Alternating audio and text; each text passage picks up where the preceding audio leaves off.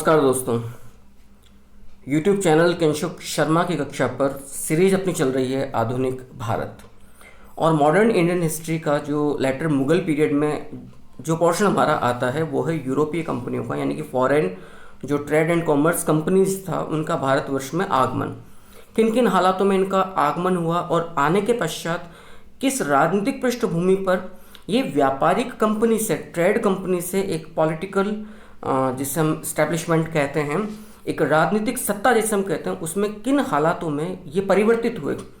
समकालीन जो राजनीतिक जो सत्ताएं थी, जो राजनीतिक शक्तियां थी हिंदुस्तान की, भारतवर्ष की, वो असल में किस प्रकार से निकले सहायक सिद्ध हुई। और ये भारतवर्ष, ये आर्यावर्त, ये जम्बू द्वीप जो बाद में हिंदुस्तान में कन्वर्ट हुआ और हिंदुस्तान किस प्रकार से इंडिया में कन्वर्ट हो गया, ये यात्रा इस अध्याय में हमें मोटे तौर पर देखनी है। तो अब तक जो हम लोग देख चुके थे कि कुछ विदेशी कंपनियां जो यहाँ पर आई उनका क्रम असल में क्या है, तो हमने देखा था सबसे पहले पुर्तगाली आए, फिर डच आए, फिर अंग्रेज आए, फिर डैन आए और फिर उसके बाद असल में फ्रांसीसी आए थे। ये क्रम हमने अभी तक हम लोगों ने देख लिया था। हमारी विशेषताओं वाला जो पोर्शन था, जो चार्ट था, वो चल रहा है और इसमें आपने देख लिया था कि पुर्तगाली कंपनी का नाम हमें मिलता है एस्तादो पुर्तगीज दी इंडिया, जबकि डच कंपनी का नाम हमें प्राप्त होता है United East India Company of Netherland अर्थात VOC, यानी कि वेरिंगे दे ओस्ट इंडिशे कंपनी। और जो ब्रिटिश कंपनी था इसका मूल नाम हमें प्राप्त हुआ था, आप लोग यहाँ पर देख रहे हैं, governor and company of merchants, governor and company of merchants of London trading into the east India, जिसकी स्थापना 31 दिसंबर 1599 ईस्वी को हुई थी। फाइन। जब अच्छा, इसी कंपनी को फिर कालांतर में जब ये 1708 में हम लोगों ने यहाँ तक देख लिया था, जब तीन कंपनियां मिलाकर जब the United company of merchants of London trading into the east में इसका जब नाम दिया गया 1708 में, तब इस कंपनी को, द यूनाइटेड कंपनी को, फिर 1833 के चार्टर एक्ट ऑफ 1833 के अनुसार फिर उसे बोला गया था ईस्ट इंडिया कंपनी, जिसका एक नाम हमें जॉन कंपनी के रूप में भी मिलता है। जबकि फ्रांसीसी कंपनी देश इंडस ओरिएंटलिस की स्थापना 1664 में हुई थी। यहाँ तक का हमने करीब करीब मैटर देख लिया था। अगली स्लाइड देखिएगा, ये मैटर क्या कहता है। भारत में आगमन जो हुआ था 1498 में आना हुआ पुर्तगालियों का, जबकि 1583 में डच आए, 1608 में 1608 में ब्रिटिशर्स का आना हुआ और 1616 में 1616 में डैन कंपनी आई, 1668 में फ्रेंच जो कंपनी थी कंपनी देश ओरिएंटलिस, इंडस ओरिएंटलिस, उसका आगमन हुआ। यदि हम देखें जो पहला जो व्यक्ति था पुर्तगालियों में जिसका कि यहाँ पर आगमन हुआ, वो शख्स था Vasco D gamma. Vasco D gamma was the first Portuguese जो यहाँ पर आया। वो एक गुजराती पथ प्रदर्शक, गुजराती गाइड पथ प्रदर्शक अब्दुल मनीक के सहायता से, याद रखिएगा, अब्दुल मनीक की सहायता से उसका भारत में आगमन हुआ था। अच्छा, वो अरब सागर से फिर जो उतरा वो सीधा उतरा केरल के कालीकट का, कोचीन का जो कालीकट जो इलाका है उसमें कप्पक डाबू नामक बंदरगाह पर उतरना हुआ था। याद रखिएगा इस बात को, कप्पक डाबू नामक बंदरगाह पर। जबकि सूरत में जो उतरना हुआ था, सूरत में जो आगमन हुआ था, वो आगमन हुआ था सूरत के अंदर ब्रिटिशर्स का। इस बात को भी याद रखिएगा। यहाँ पर एक खास बात है, यदि हम इन कंपनियों की स्ट्रेटेजीज या नीतियों की बात करें कि किस आधार पर इन्होंने अपनी व्यापारिक जो डोमेस्टिक और फॉरेन जो ट्रेड स्ट्रेटेजी थी या नीतियाँ थी वो कैसे बनाई, तो इनमें इन सभी कंपनियों में सबसे अधिक जो प्रैक्टिकल जो व्यवहारिक थे वो थे ब्रिटिशर्स। जबकि बहुत रिजिड और बहुत ज़्यादा जिसे हम कहते हैं टेरर पर टिकी हुई जो पॉलिसीज थी वो थी पोर्तुगीज़ की। और आप लोग जानते हैं ये प्रकृति का एक साधारण सा नियम भी है कि आप यदि जितने अकड़ रखोगे या जंगल में जितना तना हुआ वृक्ष होता है, सबसे पहले वही कट किया जाता है, सबसे पहले आरी से वही काटा जाता है। कहीं ना कहीं हमें अपनी नीतियों में, यदि जिंदगी में भी यदि हमें सामंजस्य रखना है, अकोमोडेट करना है, तो फ्लेक्सिबिलिटी, लचीलापन होना बेहद आवश्यक है। पोर्तुगीज आदर्शात्मक स्थिति में अधिक थे, they were not too practical as much as British company. ये खास अंतर था, इसीलिए ब्रिटिश कंपनी को यहाँ व्यापारिक कंपनी से जो उनका जो कन्वर्जन हुआ पॉलिटिकल स्टेट के रूप में या एक सत्ता के रूप में, उसमें ज़्यादा उन्हें दिक्कत का सामना नहीं करना पड़ा। उन्होंने बड़े ही कहना चाहिए चतुराई के साथ अपनी नीतियों में लचीलापन रखते हुए कभी वे झुके कभी उन्होंने भारत के राजाओं को अपना सत्ता का भय दिखाया, डर दिखाया, जोर आजमाइश करी। लेकिन जो पोर्तुगीज़ कंपनी थी वो उनकी जो नीति थी वो टिकी हुई थी कार्ड्स अरमेडा काफिला व्यवस्था पर। अरब सागर का जितना भी एरिया था, आप यूँ समझिएगा इस नक्शे में कि ये अपना एरिया और ये गुजरात वाला एरिया और ये आप साउथ इंडिया, ये जो पूरा एरिया है ये है असल में अरब सागर, अरेबियन सागर। और ये पूरा का पूरा जो एरिया था, आप इसको यूँ समझ लीजिएगा, ये पूरी की पूरी जो जल राशि है ये वाला पूरा एरिया, क्योंकि ये पूरा का पूरा एरिया फिर इधर साउथ अफ्रीका जाता है, इस पूरे एरिया पर आतंक स्थापित था किसका? पुर्तगीज का। अच्छा, पुर्तगीज के साथ एक समस्या क्या थी कि इन लोगों ने अपनी पहचान एक व्यापारिक कंपनी के रूप में तो कम रखी और एक सामुद्रिक जिसे कहते हैं लुटेरे या डाकू के रूप में ज़्यादा प्रतिष्ठित होगी, क्योंकि इन लोगों ने मुगल बादशाहों के शाही जहाज़ों तक को नहीं छोड़ा था। निजी व्यापारी कंपनियों के जहाज़ों को छोड़ दीजिए, इवन इन लोगों ने हज यात्रियों तक को नहीं छोड़ा था। इनकी नीति का जो आधार था वो ये था कि चाहे आपको, इनकी नीति का जो आधार था आप इस मैप के द्वारा समझिएगा, चाहे आपको इस समुद्री सीमा से व्यापार के लिए निकलना पड़े, या आपको गुजरात के तट से निकलना पड़े, या आपको हज यात्रा के लिए किसी भी भारत की सीमा से जाना पड़े, समस्या क्या थी? आपको पैसा अदा करना पड़ेगा, आपको परमिशन लेनी पड़ेगी पुर्तगालियों से। वो आपको कार्ड्स नामक एक, ये देख लीजिए, कार्ड्स नामक आपको ये एक परमिशन लेटर, जिसको ये परमिट बोलते थे, वो देंगे। कार्ड्स नामक एक परमिट जारी करेंगे। फिर बाद में उस पैसे को राशि अदा करके जब आप कार्ड्स नामक परमिट प्राप्त कर लोगे, फिर ये आपको सुरक्षा मुहैया करवाते थे आपके व्यापारी काफिलों के लिए। तो कुल मिलाकर यदि आपको इनसे लाभ चाहिए था तो आपको पैसा अदा करना पड़ेगा। क्योंकि इनकी नीति में लचीलापन नहीं था तो इन्हें जल्दी यहाँ से उखाड़ दिया गया। इनको सबसे पहले जो धक्का दिया वो डचों ने दिया, और फिर जो ब्रिटिश कंपनी थी उसने तो पुर्तगीज़ की अर्थी तैयार कर दी थी। अच्छा, इनकी जो नीतियाँ थी पुर्तगालियों की, वो गहरे समुद्र के नियंत्रण पर आधारित थी, और ये अपने आप को सागर का स्वामी बोलते थे।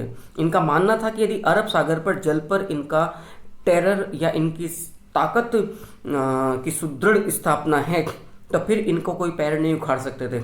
अच्छा, इन लोगों ने सामुद्रिक ताकत पर तो पूरा जोर दिया, लेकिन स्थल पर ये उतने ही कमज़ोर रहे, और कभी ये लोग मुगलिया बादशाहों की ताकत के सामने टिक कर खड़े होने की स्थिति में कभी भी नहीं रहे। फाइन, यदि हम थोड़ा सा और बात करें तो हमें देखना पड़ेगा वहीं पर इनकी तुलना में, पुर्तगालियों की तुलना में ब्रिटिश कंपनी थी उसने थोड़ा लचीला रुख रखा। इसको मैं और ज़्यादा विस्तार से लूँगा आने वाली स्लाइड्स में। फिलहाल आप आगे का देखिएगा। तो आगमन स्थल की बात की जाए तो ये लोग सूरत में आए। कौन? ब्रिटिशर्स का आगमन सूरत के अंदर हुआ था, जबकि पुर्तगाली जो यात्री था सबसे पहले वास्को डी गामा, वो कप्पक डाबू नामक बंदरगाह पर कालीकट केरल के अंदर उसका आगमन हुआ था। ये आप लोग देख चुके हैं। अच्छा, यहाँ पर एक रहस्य और है, इससे भी आपको असल में रूबरू होना पड़ेगा, और ये रहस्य असल में क्या है इसको भी आप अच्छे से समझिएगा। कई गाइड्स में, कई पुस्तकों में, कई जगह पर, कई बड़े प्लेटफॉर्म्स पे भी इस बात को बताया जाता है। नो डाउट 1608 में ब्रिटिश सम्राट जेम्स प्रथम, ब्रिटिश सम्राट याद रखिएगा, जेम्स प्रथम का लेटर लेकर जो ब्रिटिश एम्बेसडर था कैप्टन हॉकिंस, वो हेक्टर नामक पानी के जहाज से भारत में आया था। अच्छा, लेटर उसने लिखा था जेम्स प्रथम ने अकबर के लिए, लेकिन चूंकि मुगल बादशाह अकबर की मृत्यु 1605 में ही हो गई थी और उसके बाद उसका उत्तराधिकारी गद्दी पर बैठा हुआ था जहांगीर, तो खत लेकर आया कैप्टन हॉकिंस प्रथम ब्रिटिश राजदूत के रूप में अकबर के लिए, लेकिन खत सौंपा गया किसको? जहांगीर को। तो यहाँ पर एक प्रकार का विवाद है कि जो पहली फैक्ट्री या कोठी खोली गई ब्रिटिशर्स के द्वारा वो 1608 में सूरत में खोली गई थी। याद रखिएगा, ये ऐतिहासिक तथ्य के तौर पर अप्रामाणिक फैक्ट है, इसकी सत्यता बिल्कुल भी नहीं है। ये भ्रम या संशय क्यों है? इतिहास पढ़ाने वाले अध्यापकों को और विद्यार्थियों के मन में, इसको हम अगली स्लाइड्स में लेंगे। याद रखिएगा, जहांगीर ने अनुमति दे दी थी कैप्टन हॉकिंस को कि आप सूरत में अपनी कोठी, अपनी फैक्ट्री खोल सकते हो, लेकिन वो इम्प्लीमेंट नहीं हुई। उसे बाद में उस फरमान को या उस आदेश को रद्द कर दिया गया था क्योंकि पुर्तगालियों ने विरोध किया।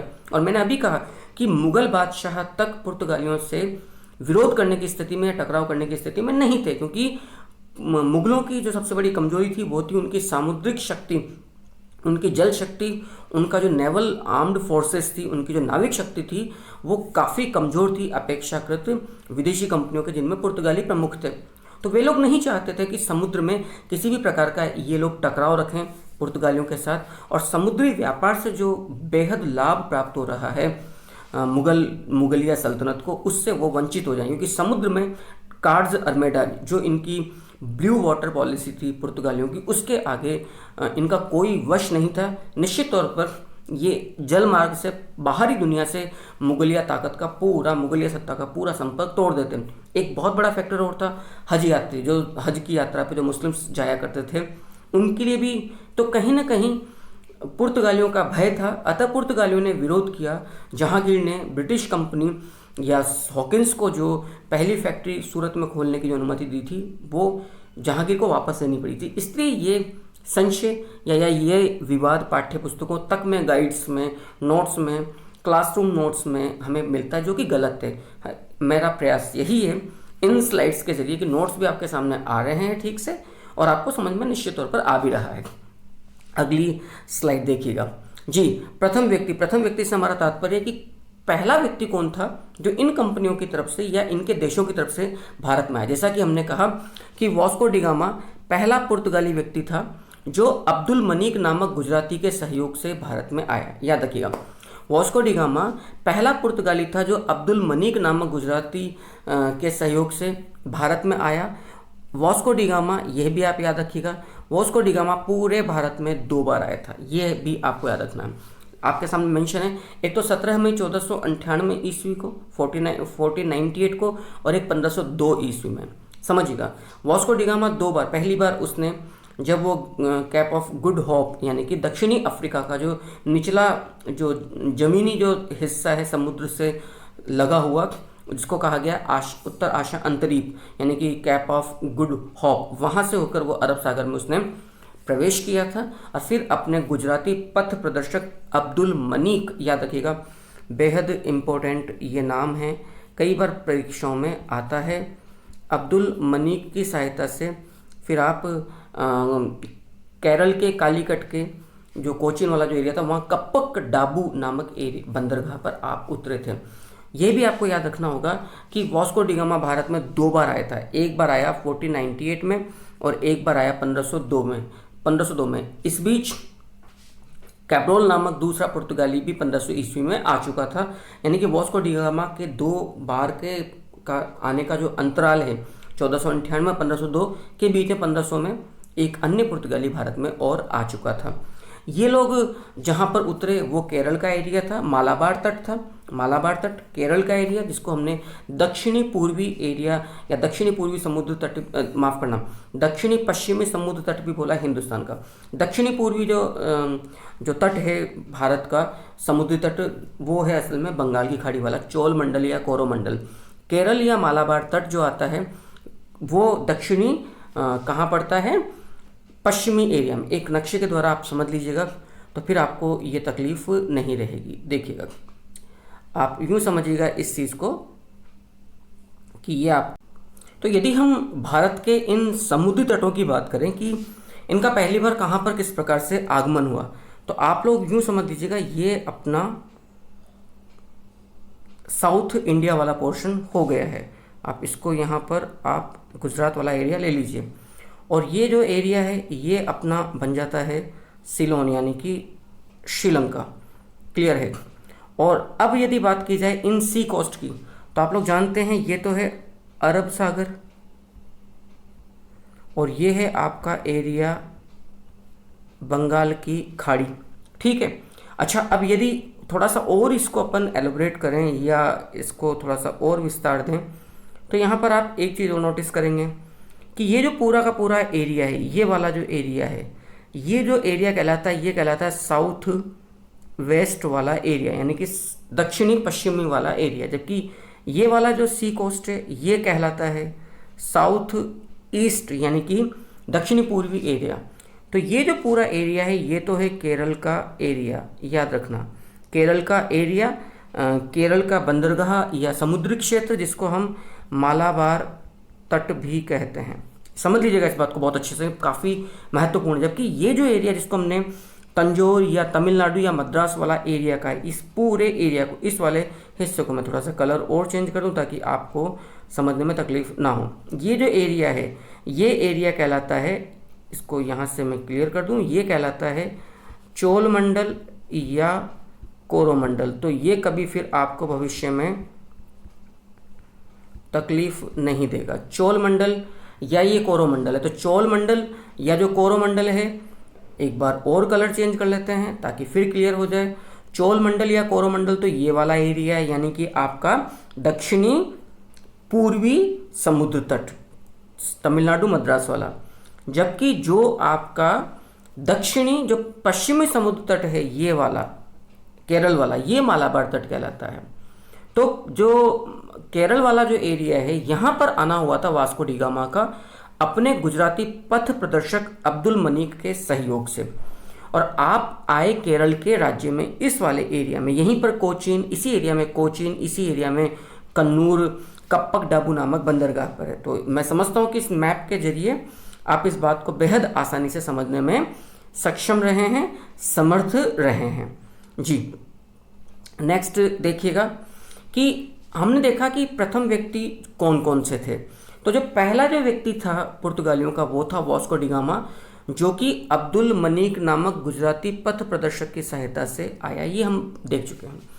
यदि हम डच कंपनी की बात करें जो 1583 में जिसका भारत में आगमन हुआ था, उनकी तरफ से आने वाला व्यक्ति था ह्यूगो वान दोबारा देख लीजिएगा, मैं क्लियर कर दूं, ह्यूगो वान सलिन साटन द्वितीय, थोड़ा सा टिपिकल सा नाम है, ह्यूगो वान सलिन साटन सेकंड। इसको आप यह भी कह सकते हो, आप यदि अलग अलग रूप में देखें ह्यूगो वा नलिन साटन द्वितीय, इसको यूं भी लिख सकते हैं। मैं थोड़ा सा टिपिकल नेम है, दोबारा मैं आप लोगों को समझा देता हूं इसको लिखने का तरीका, इसको याद करने का तरीका।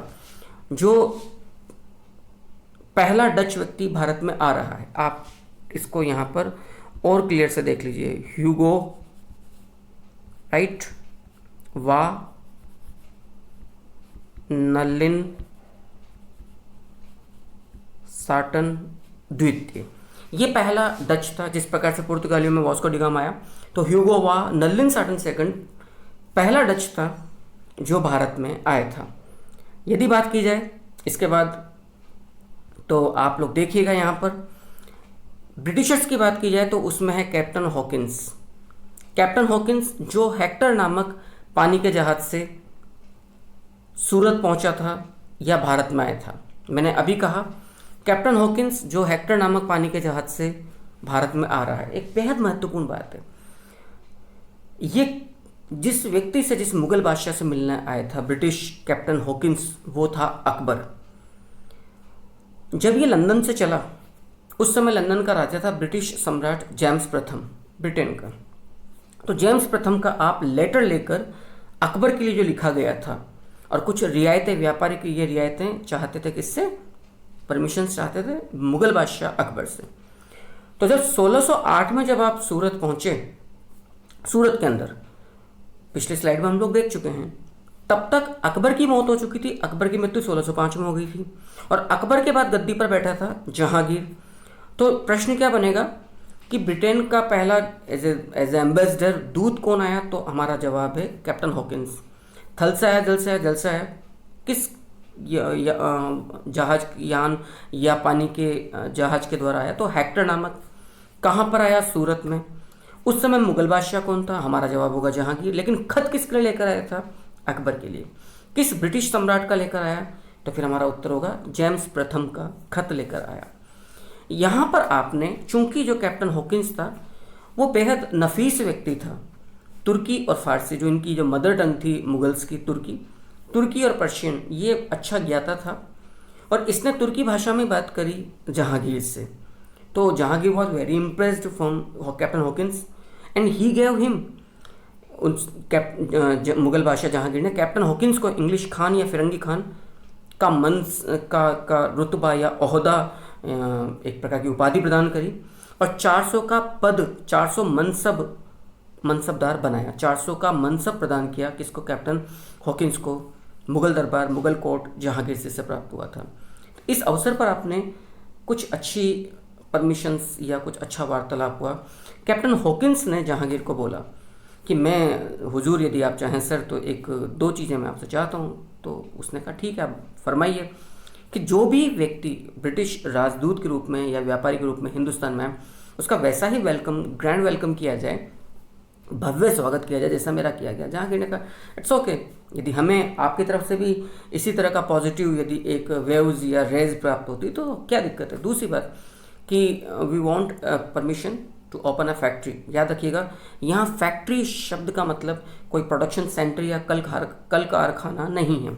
यहाँ फैक्ट्री का मतलब है कोठी, गोडाउन्स या गोदाम, जहाँ पर ये व्यापारिक कंपनियां अपनी व्यापारिक वस्तुओं को फर्दर डिस्ट्रीब्यूशन या आगामी वितरण के लिए उनको रखा करते थे, संग्रहित करके। तो एक तरह का ये कलेक्टिव सेंटर्स हैं, संग्रहण केंद्र। फैक्ट्रीज़ का मतलब यहाँ पर मॉडर्न जो कल कारखाने हैं, जो प्रोडक्शन सेंटर्स हैं, उस रूप में नहीं हैं। तो कैप्टन हॉकिंस ने परमिशन मांगी सूरत में कि जी आप हमें एक अनुमति दे दीजिए कि यहाँ पर हम अपनी व्यापारिक कोठी या फैक्ट्री खोल सकें। तो जहांगीर ने कहा इट्स ओके, क्या दिक्कत है, ठीक है, चलेगा। लेकिन इस जहांगीर के द्वारा कैप्टन हॉकिंस को जो व्यापारिक कोठी खोलने की जो अनुमति दी गई, उसका विरोध पुर्तगालियों और उनके भड़काने पर स्थानीय व्यापारियों ने किया। क्योंकि इस समय तक मुगल बादशाह जो थे वो पुर्तगालियों की जो कार्ड्स अरमेडा, याद रखिएगा मैं लिख देता हूँ, काफ़ी इम्पोर्टेंट नाम है, कार्ड्स अरमेडा जो व्यवस्था थी, इनकी व्यापारिक नीति थी, उससे भय खाते थे, आतंक था, और ये समुद्र में किसी प्रकार की पुर्तगालियों से दुश्मनी नहीं चाहते थे, क्योंकि इससे दो बड़े नुकसान होते। विदेशों से जल मार्ग द्वारा इनका पूरा संपर्क टूट जाता, समुद्रिक लाभ, व्यापारिक लाभ से वंचित हो जाते, और हज यात्री हज नहीं जा सकते थे इस जल मार्ग से। स्थल मार्ग से उस जमाने में इतना सुविधाजनक नहीं था जितना कि जल मार्ग से था।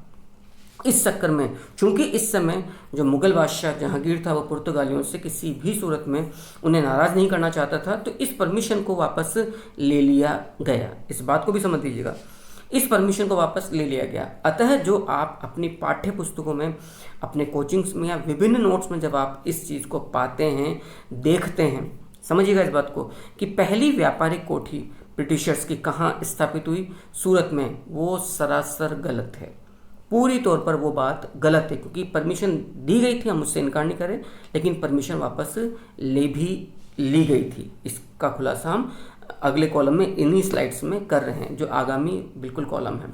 तो आप लोगों ने देख लिया कि यदि प्रथम व्यक्ति की बात की जाए तो पुर्तगालियों की तरफ से आगमन हो रहा है किसका, वास्को डी गामा का। डचों की तरफ से आ रहा है ह्यूगो वा नलिन साटन सेकंड, फाइन। और कैप्टन हॉकिंस का जो आगमन हो रहा है वो है ब्रिटिशर्स की तरफ से। सूरत में आप आए, समुद्री जहाज हेक्टर के द्वारा आना हुआ। ब्रिटिश सम्राट जेम्स प्रथम का खत लेकर अकबर के लिए, लेकिन अकबर की मौत 1605 में हो चुकी थी, तो वो खत, अकबर का खत, उसके उत्तराधिकारी पुत्र मुगल बादशाह जहांगीर को दिया गया। आइएगा अगला जो कॉलम है हम देखते हैं, प्रथम फैक्ट्रीज इन व्यापारिक कंपनियों ने कहाँ कहाँ पर खोली। इस बात को आप लोग समझें, उसके पहले मैं क्लियर कर दूं एक नक्शे के द्वारा इसी स्थिति को, ताकि फिर आपको समस्या नहीं आए। देखिएगा, आप यूं देखिएगा, ये आपका भारत और ये आपका श्रीलंका, और इस एरिया में हमारा आ जाता है गुजरात, राइट। अब यदि हम इस चीज़ को बहुत फोकस देखें तो कुछ मैं अब आपको मोटे तौर पर जानकारी देने जा रहा हूँ, तो अब आप यहाँ पर थोड़ा सा समझिएगा, फाइन। इसको थोड़ा सा और ब्लंट कर लें, राइट। अब आप देखिएगा, यहाँ पर तो है आपका सूरत, ये जो एरिया है, ठीक है जी। एक एरिया है आपका जिससे आप कह सकते हैं तंजौर वाला एरिया, ट्रंकावुर। एक है आपका सूरत हो ही गया, एक है आपका आंध्र प्रदेश में ये वाला एरिया मछलीपट्टनम। समझिएगा, आप थोड़ा सा इसको और इस तरफ ले सकते हैं, थोड़ा सा इधर शिफ्ट कर लीजिएगा इस तरफ हल्का सा। तो ये जो एरिया है आपका सी कोस्ट वाला, ये है मछलीपट्टनम या मुसलीपट्टनम। ये 3 एरिया आपके सामने आ रहे हैं, देखिएगा। फाइन, तो आप ये एरिया आपका मछलीपट्टनम वाला हो गया है। ये अब मैं यहाँ पर इनको लिख भी देता हूँ ताकि फिर और क्लियर आप इसको समझ लें। आइएगा नेक्स्ट, ये जो एरिया है, ये कहा मैंने आपको कि ये एरिया अपना सूरत है, ये एरिया आपका तंजौर है, तमिलनाडु वाला एरिया। फाइन, तो ये तट कौन सा हुआ जो हमने कहा था, कोरोमंडल या चोलमंडल। ये जो कोस्ट है तंजौर वाला एरिया, तंजौर और उसके ऊपर वाला एरिया। और ये है आपका मछलीपट्टनम,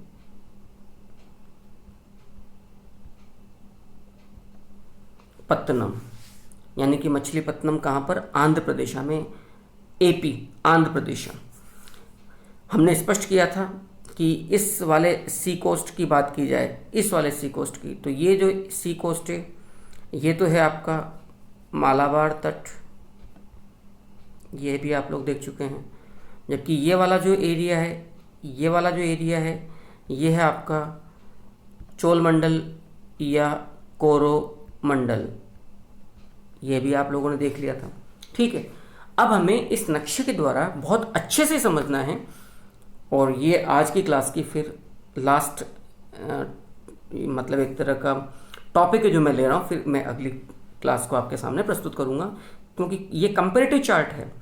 असल में मैंने जो नोटिस किया है इन परीक्षाओं में, चाहे नेट जेआरएफ की एग्जामिनेशन हो, चाहे आईएएस का एग्जाम्स हो, या फर्स्ट ग्रेड, जो भी आप लोगों का अपना एक लेवल है, सेट लेवल है, ये जो व्यापारिक कंपनियां हैं ये बेहद परेशान करती है। जब आप एक एक सिंगल जब फॉरेन कंपनीज की जब पॉलिसीज तमाम चीज़ों को देखते हैं तो एक बार शायद आपको याद हो जाए, लेकिन फिर बाद में कलेक्टिवली जब आप लोग देखते हैं तो होच पोच हो जाता है। हम तमाम जितने वीडियोज़ हैं, अलग अलग सेपरेट जो वीडियोज़ हैं इन व्यापारी कंपनियों के, वो आप लोग, मैं अपलोड पहले ही कर चुका था, तो आप लोग वहाँ देख सकते हैं अपने यूट्यूब चैनल किंशुक शर्मा की कक्षा पर। अब मैं इन तमाम जितनी भी ये जो फॉरेन ट्रेड कंपनीज भारत में आई, सबसे पहले पुर्तगाली, सेकंड नंबर पर डच, तीसरे नंबर पर ब्रिटिशर्स, फिर डैन, और सबसे अंत में जो आए 5वें नंबर पर वो फ्रांसीसी, इनका मैं कंपैरेटिव चार्ट स्टडी, तुलनात्मक अध्ययन आपको दे रहा हूँ, ताकि यहाँ पर किसी प्रकार का शंका या संदेह फिर मन में ना रहे, और एक एक फैक्ट विद ऑथेंटिसिटी और काफ़ी हैवी कंटेंट लेकर आ रहा हूँ। यूँ नहीं कि मैं एक सिंपल हल्का फुल्का मैंने उठा के रख दिया है। अब हमें ये देखना है यहाँ पर, अगला एपिसोड आरंभ करूँ और इसका एंड करूँ उसके पहले, कि कहाँ कहाँ पर इन कंपनियों की स्थापना हुई है। आइएगा एक बार हम थोड़ा सा अपना इंक और चेंज करते हैं। तो अब हमारी इंक होगी जी, ले लेते हैं, फाइन।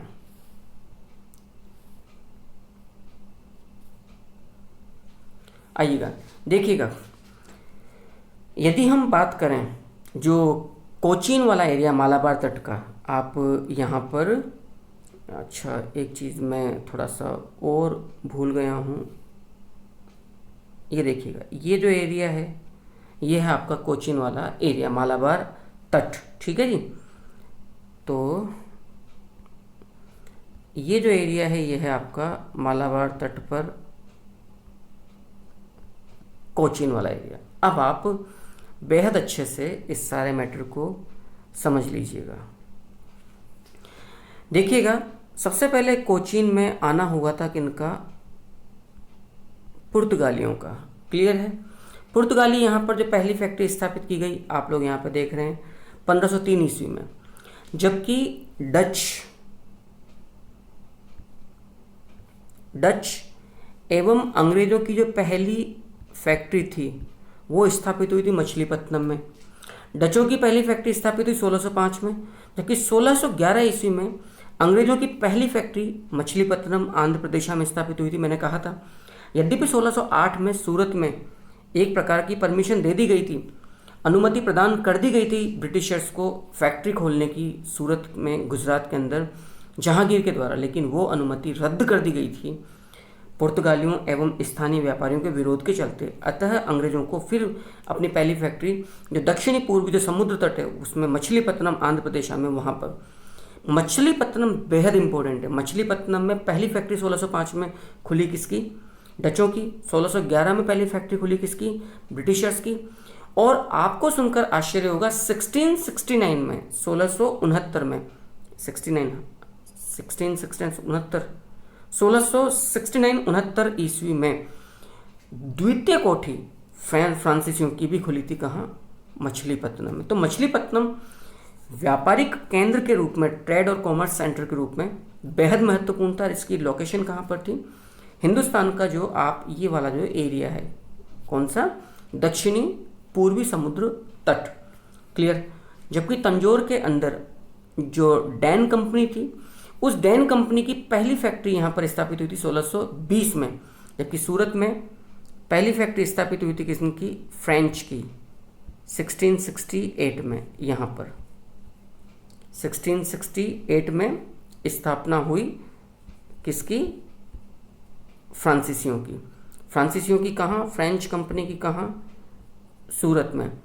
जबकि जो डैन कंपनी थी उसकी कहाँ स्थापना हुई? 1620 में तंजौर तमिलनाडु में। जबकि मछलीपत्तनम में पहली जो कंपनी स्थापित हुई वो डच की हुई 1605 में। 1611 में ही मछलीपत्तनम में दूसरी जो कंपनी स्थापित हुई वो हुई किनकी? अंग्रेज़ों की। लेकिन अंग्रेज़ों की ये पहली कोठी थी संपूर्ण हिंदुस्तान में 1611 में। और पुर्तगालियों की जो पहली फैक्ट्री थी वो स्थापित हुई थी 1503 में। कहाँ पर? कोचीन में। किनकी? पुर्तगालियों की पहली फैक्ट्री। ये पूरा का पूरा एक मैप है। और इसके बाद मेरे को उम्मीद है कि फिर कभी भविष्य में आप इन कंपनियों को लेकर मेरे हिसाब से कभी आपको परेशान नहीं होना पड़ेगा। आइएगा, तो जो ये प्रथम फैक्ट्री वाला जो कॉलम है अपना, अब आप उसको समझ लीजिएगा। क्लियर। प्रथम फैक्ट्री जो खुली है कोचीन केरल में 1503 में। कोचीन केरल का कोचीन जो एरिया है मालाबार तट पर 1503 में पुर्तगालियों की। मछलीपत्तनम आंध्र प्रदेश में 1605 में डचों की पहली फैक्ट्री। और ब्रिटिशर्स की पहली फैक्ट्री मछलीपत्तनम 1611 ईस्वी में खुली। जबकि ट्रंकावूर या तंजौर के अंदर आप लोग देख रहे हैं 1620 में पहली डैन फैक्ट्री तमिलनाडु का जो एरिया है वहाँ पर खुली है। सूरत में 1668 में प्रथम फैक्ट्री खुली किसकी? फ्रांसीसी कंपनी देश इंडस ओरिएंटलिस की। अब यहाँ पर दो बातें देखनी है। सूरत में दूसरी कोठी 1613 ईस्वी में खुली थी अंग्रेजों की। जबकि मछलीपत्तनम में दूसरी कोठी जो खुली थी वो जिस कंपनी की खुली थी दूसरे नंबर की वो थी फ्रांसीसी 1669 में। मैं उम्मीद करता हूँ कि यहाँ तक का मैटर आपको बेहद अच्छे से समझ में आया है। मेरे पूरी इस बात का मुझे अनुमान है कि आप यहाँ तक अच्छे से समझ चुके हैं, विश्वास भी है। और यहीं से अब मैं फिर जो अगली जो नेक्स्ट स्लाइड होगी वो सेकंड फैक्ट्री भारत में कहाँ कहाँ खुली, और ये भी मेरे को विश्वास है कि ये तुलनात्मक अध्ययन आपके लिए काफ़ी फ्रूटफुल या लाभदायक उपयोगी आपके लिए सिद्ध हो रहा होगा, क्योंकि नोट्स आपके सामने बिल्कुल क्लियर कट चलते जा रहे हैं। तो अगला एपिसोड लेकर आएँ, तब तक के लिए हमें इजाज़त दीजिए। वंदे मातरम।